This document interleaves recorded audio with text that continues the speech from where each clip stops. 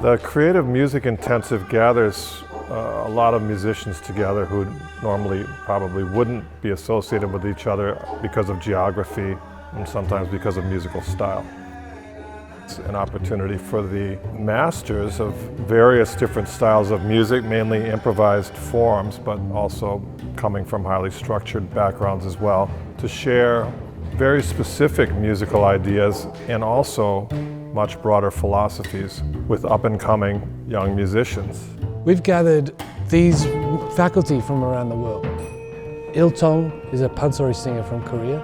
Daniel and David, SONGMEN from Arnhem Land. But what we're all dealing with boils down to the same fundamental principles. And so the thing that we're focused on is trying to impart a sense of process for these young musicians.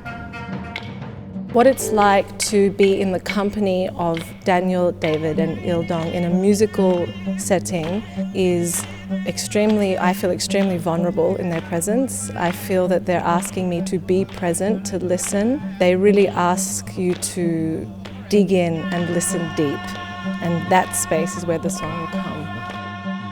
I never stop singing, sharing my knowledge, like came here all the way to see them people here and working with them. I'm just sharing, talking and telling them my song, how the clapping stick go and how the digital pattern go. So I like talking to them, first where I play and we keep going from the end to beginning.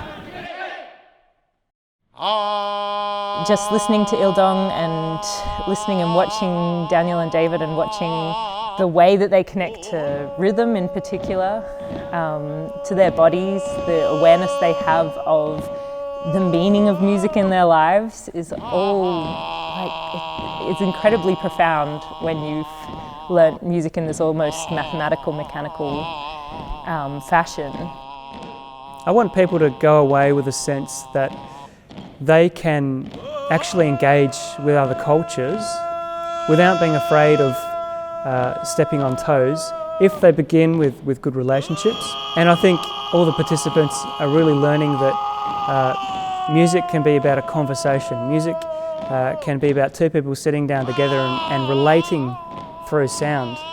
And in that process, your eyes are open to new ways of doing things. I'd forgotten that music is playful and meaningful without having to set a form or a structure for myself to follow, and that following rules can be a really great way to learn, but it's not necessary for you to create something. So being out there and being able to be involved without really understanding fully what is happening meant a lot. It made me feel like I was connected to something that I didn't have to understand or know how to write out. We were really fortunate to have so much snow this time. I think that sort of adds a different sort of quality to the air.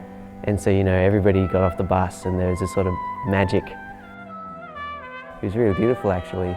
And I definitely feel like, for me, it has carried over into my playing. There's a bit more of a sort of a inwardness or a thoughtfulness that maybe the cold sort of brings about with it. I hope that by experiencing the contrast of these diverse musical backgrounds and traditions, that students will challenge themselves to ask the big questions. How we affect our environment, how the spaces and the environment affects us and our music. So what we're trying to do is help them get a sense of progression in their own music making.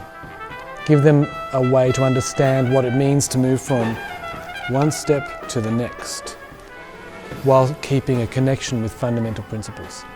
So rather than give them things to play, teach them how to play, what to play, what we're trying to do is impart to them a sense of self-learning and a sense of process, which hopefully will equip them for whatever type of music or whatever type of artistic life they'd like to lead.